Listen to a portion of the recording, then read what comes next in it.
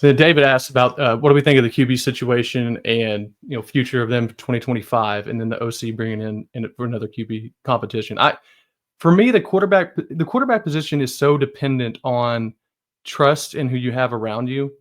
And if you look back at like what Jackson dealt with in the even spring game and then moving into fall, like the receivers he practiced with every day, that he had a lot of like was familiar with and had confidence in chemistry. Yeah. Uh, just kind of they were all gone. And for me, like I wanted to see a little bit of the work and a little bit of him kind of being able to have that same chemistry with receivers that were lower on the depth chart. But offenses also, like, the best offenses, they look like they're pass heavy, but like Lincoln Riley, Sarks, their offenses are based on the run. And when you can run the ball well, it opens up everything because you can't play too high, you can't play deep, you can't just play, and you can't just not worry about that whole aspect of the game. We don't, right now we've struggled with the threat of even running, with the threat of even especially a deep throw or deep threat at all. Even though I think we have guys that can be that for us, we just struggle with that. And so for quarterbacks, it's been hard for me because of what they've dealt with. Now the turnovers that Jackson has, I think, are partly due to, now not wholly, but I think genuinely partly due to him thinking that he has to press and make a play. So I'm a golfer. So like when you're playing golf and you feel like you're not playing well and you need to make birdies to get your score lowered and all that, you start trying to hit shots, right? You start trying to hit. I mean, if you played baseball and pitched, you start aiming the ball to throw a strike or shooting. Three, yeah. If I thought about it, I wasn't going to make it. Right. And when you start doing that, things just weird things start happening that usually don't, because you're forcing things that you shouldn't be.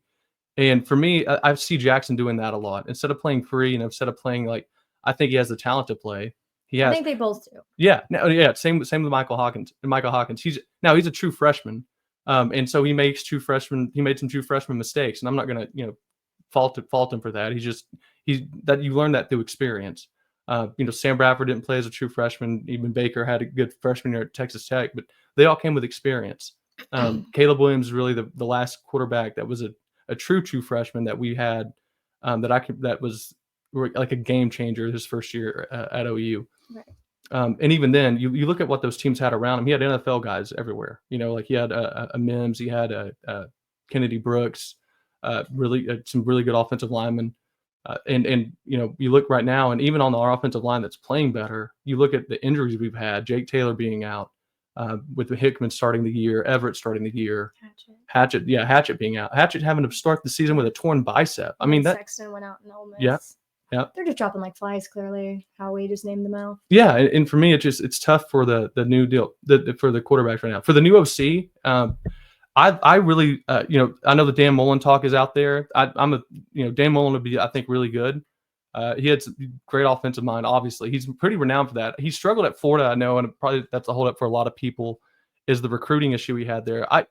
Give or take, a lot of times it's your for a coordinator, it's your position coaches that do the heavy recruiting, right? And then a coordinator will be there and kind of maybe be the final sell, or if they need to go, they will. But your position coaches develop a lot of the relationships and a lot of can kind of see what kind of players need to fit your system and know where to go get those guys. So I think we have really good recruiters in our positional coaches. T's Metalmall, so I mean, I'm sure she can tell you about how they are even in person. But I think that Dan Mullen would be great. I think that Ben would be, really good too. He's obviously done really well. He's young though. The Washington State offensive coordinator, Ben Arbuckle, but he's, I think, 28. So he graduated high school in 2014. So just think how wild that is. Yeah. I was reading about him a little earlier. Yeah. But he looks like, obviously he has a great offense. They score a lot. Does that transfer to the SEC? I don't know. That's going to be a decision Brent's going to have to make. I think mine, he kind of touched on everything, and we talk a lot about this stuff at home, which is why recording it kind of helps, because we've already talked about it. So now we just record it. But for the future for them in 2025, I hope we can retain one. If we could retain both, that would be great. Unfortunately, it has been a tough year. So I could understand if one wanted to go find another home. That would be a loss for OU. They're both extremely talented. But what I hope what doesn't happen is I hope we don't lose both. I Mhm. don't that is just my biggest fear. I would not like to lose both quarterbacks, unless I guess the new OC brought in an all-star, but there's nobody really off the top of my head that would Mhm. be, as a possibility to coming into OU. But you would expect a new OC to bring in a Mhm. new their quarterback anyway. Usually they would follow them, but I whatever they do, I know it's going to be what they think's best for them. But I'm hoping that OU doesn't lose them. But that's just me. Mhm. Another question. And then I know Ooh, that, somebody uh mentions Xavier Robinson. Kid is a tank, by the way. yeah. Very impressed with that freshman. He's strong, he's Very smart. shifty. Yes, will be available Saturday and is open to not redshirting. Okay, Big. Harry. Mhm. Well, that would be fantastic news because he is talented, which makes me question why we didn't see him earlier. But I understand too, you have talent ahead of him, Mhm.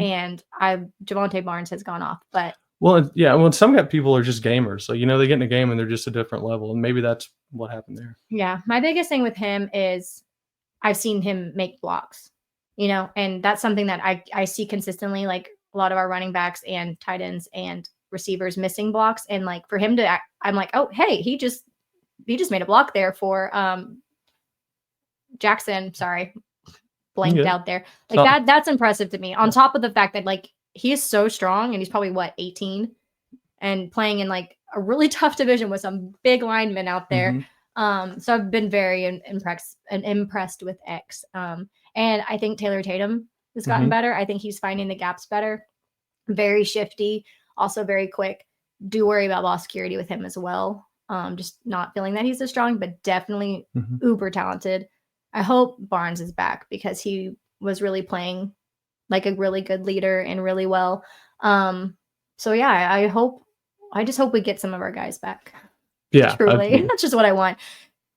And speaking of getting our guys back, we just want to shout out to Jalil Farouk and Dion Burks because Yeah.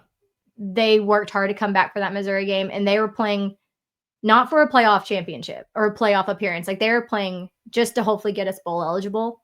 And they pushed themselves and Dion nearly got decapitated there at the end. So to have that toughness and that heart to come back and play in a game that quote unquote doesn't matter. I know they all matter. We're competitors. That's not what I'm saying. Like that shows a love for Oklahoma and I respect that and I hope that they are okay. If we don't see them the rest of the year Mhm. due to re-injury and concussion protocol, like I understand, but just a lot of love and respect for those two. Yeah, for me, that kinda ends the whole they're holding out just because they're for any selfish reasons that were rumored.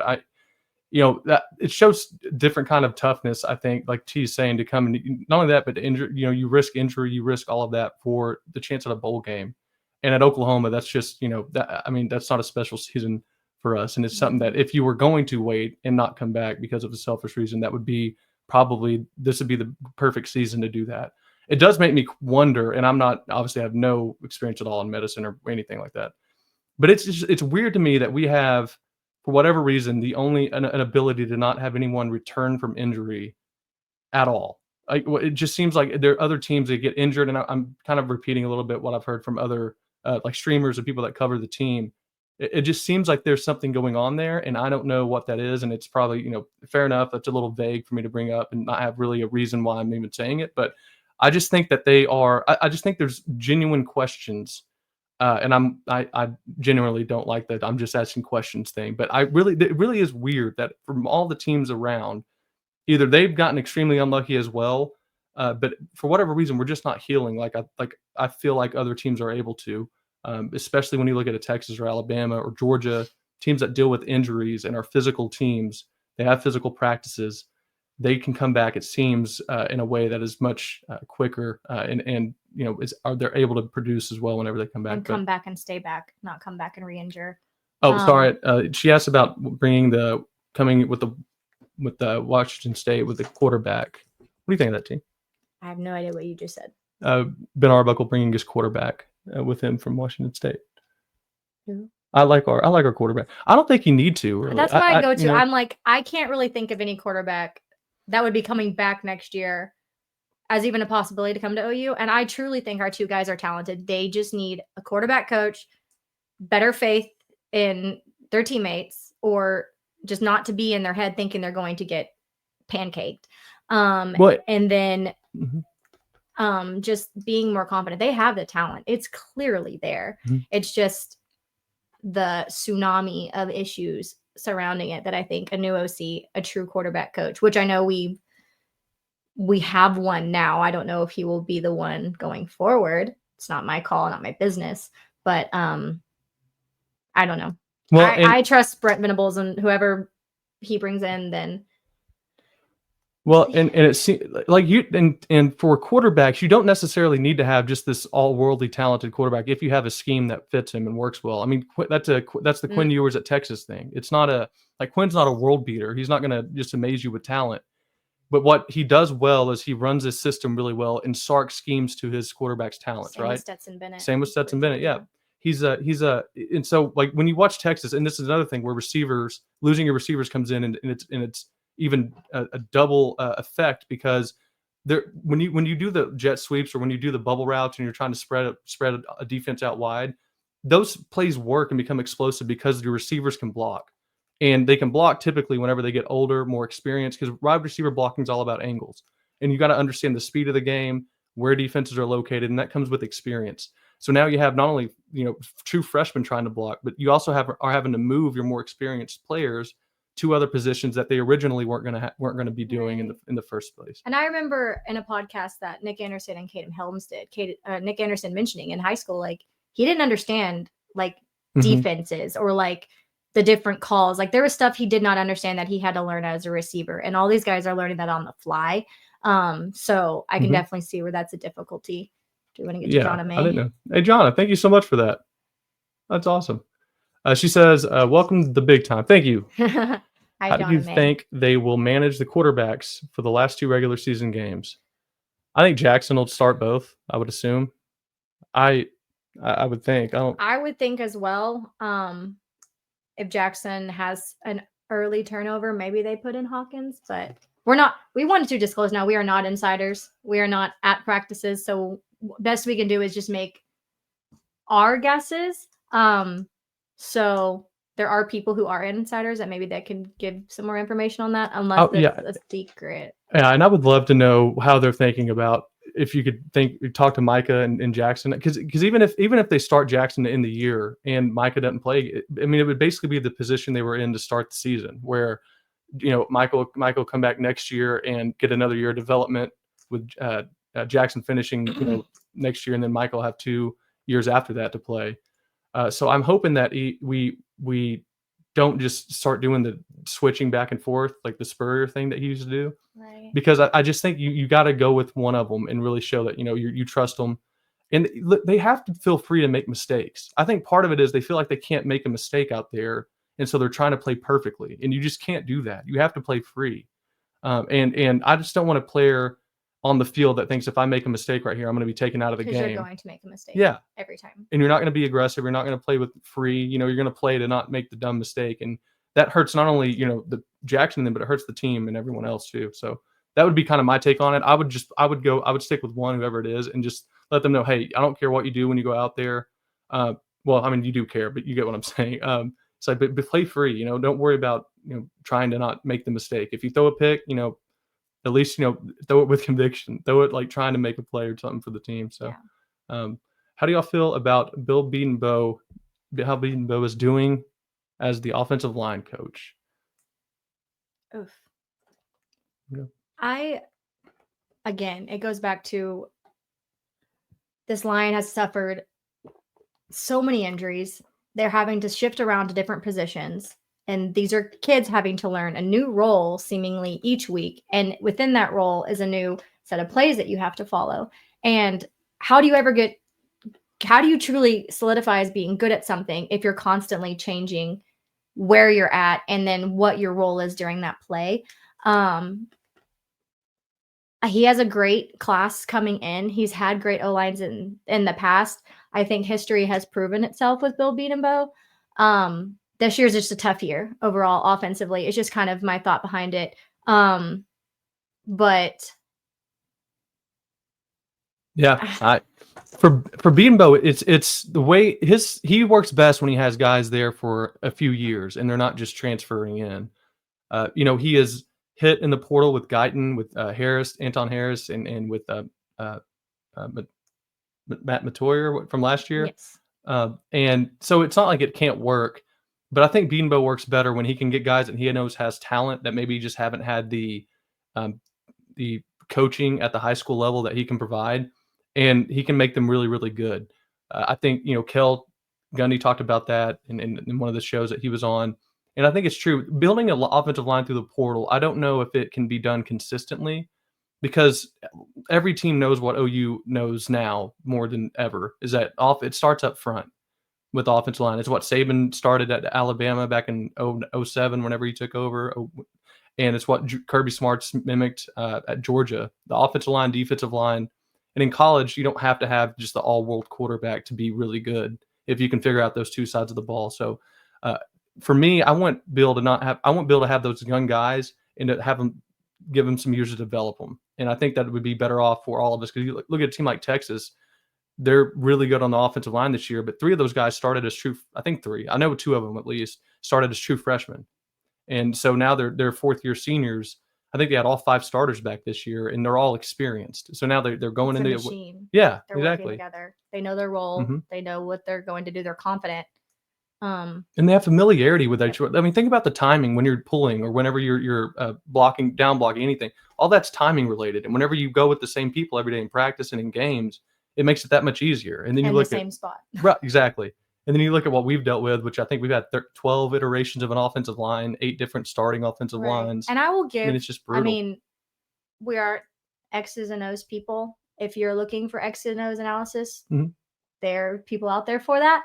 But we do have opinions. But I've been impressed more with the offensive line because we've actually got a running game going. Is it spectacular? No, but is it better than what it has been? Yes. Xavier Robinson's finding holes and actually getting a gap. Same with Jason Tatum. We just watched the Thunder game last night. We were talking about basketball players. Yeah. Taylor Tatum. There's actually gaps there that they can run through. Whether or not they always see it, I don't know, but it's still there. And it's just a tough year. It's hard to really put a lot of weight into what's happening this year because it's just been on the offensive side of the ball. Anyways, I think Emmett Jones is fantastic as a receivers coach. You got your dogs out. They're just out. But I think from what we've seen with some of those guys, Jacob Jordan coming in as a true freshman walk-on and getting separation, not being afraid of getting hit. Applause to him. We talk about Brennan Thompson all the time. And honestly, a downfall for him this year is that he's just too fast. Because for him to get those long passes, he has to either he's already gotten there when you're getting sacked or there's no time to able to get him the ball. And it just stings for him because that's a big part of his game is being able to just beat people deep and go for it. And which granted, we haven't thrown it deep very often, but a lot of that does start with you have to give them time for the receivers to actually run that way. But I don't know. I'm just not going to be too hypercritical. I will be fairly critical. I will try to be as fair as possible without being overly emotional or overly critical on such a biblical catastrophic offensive year. Well, and it's not trying to absolve Jackson or any of the quarterbacks from the mistakes they made at all. I just think that it's kind of a conglomerate of it's like a rich tapestry of just bad things that have gone on right now, and that's what it is. And for me, it's I really don't think Oklahoma's far off at all from being really, really good. I really don't. I think if you're healthy, Did you just say we're close? No, I did. I just don't think we're that far off. I don't either. We have talent out there. It's not being shown right now. And and again, I go back to what I said earlier about it really bothers me when I hear people say, I didn't think Oklahoma would be this bad year 3. It's like, dude, we're missing 8 starters on one side of the ball. That's not Oklahoma's team out there. And we're injured. And I know the teams that say, look, you got to have depth. The people that say that are watching teams that don't lose 4, 5, 6 starters in 1 year. They're watching teams that have lost 3 to 4 And they have some guys come in that play really well, but they aren't dealing with losing 8 guys. I mean, and also year 3 after first year in which you didn't get to the portal until spring because your coach left you in November. I mean, it's just a completely different situation. And I think there are people that would rather just blow it up now. And I think in a way that would be astronomically detrimental to the team, and to not only that, but to the coaches and everyone else you have around you, in a way that would not do anything, that would not make you any better in the short term at all. Whereas now it's like, yeah, we're struggling on offense, but I mean, we don't know how good we'd be on We offense get all those people back because next year. yeah, exactly. And you get a new OC with this different scheme, someone who we think can kind of, use the guys' talents to the best of their ability. And I think you got a lot of stuff going, but yeah, Move on to Alabama. yeah, that stuff is it's just frustrating, I think. And I don't know. I had to vent on that. We obviously have a lot of thoughts on this year. No, and Drew's 100% right. Also a football coach. Good to see you. No, you're right. You're right. You can't turn it over. But I'll say this. My dad said this too. When you, for example, like the players, you can't be making some of the decisions Jackson has. But when you're dealing with younger players, the guys that aren't your starters or want first string, I'd say saying bad players, not bad, but your non-starters will make mistakes that your starters wouldn't, and some of that is ball control. They're not used to having that kind of hits. They're not used to that kind of speed. And, so it's just, it's hard for me. I just don't know how much of that, the turnovers and all that just stems from losing what we have. And, regardless though, it always helps to just say, yeah, it helps to just say, just get better. Yeah. Sorry. What was I was again, just overthinking in general. Cause Mhm. if any of you've ever played a sport, if you think, oh, I can't mess up, you're going to mess up.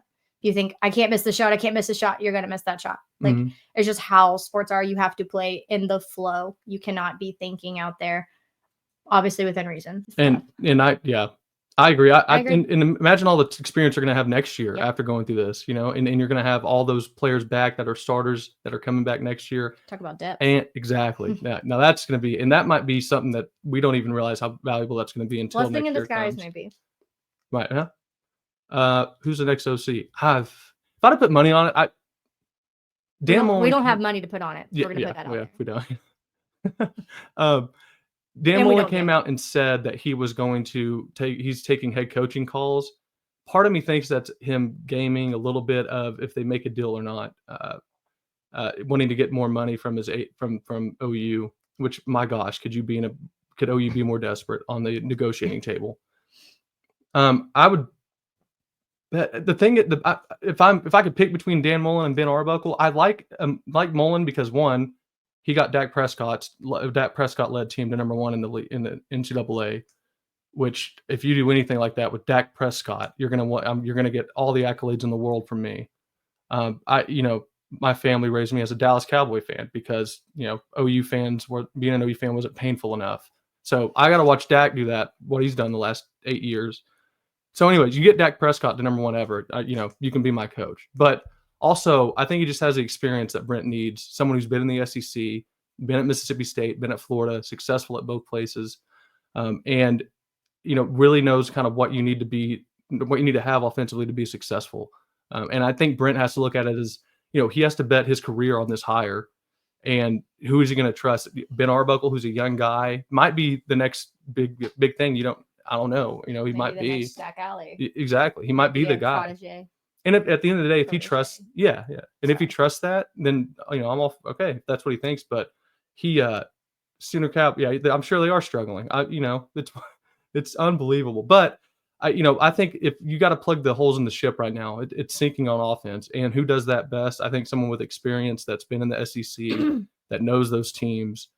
Won't be wowed by what Oklahoma has in terms of even facilities, or he'll be able to come in and say that's this isn't what works. This isn't what works in the SEC, and I am excited for something like that. Having said that, if it's Ben Arbuckle, then I'll slowly figure out why I think he's going to be the greatest offensive coordinator to ever exist. But so I think we can go to. There was one. Yeah, I hope Dominic Williams comes back too. I think he will. I think he's one. I kind of think almost anybody that can come back needs to come back after this year. Period. Into this one, I think they will, Harry. I think they'll come back. I think they know they like. I think they know what they have. Yeah, And I I think think they that know they have the talent. It's just been a crap year. mhm. I mean, I don't know why they wouldn't unless a new OC came in and said bye, but that kind of seems lame.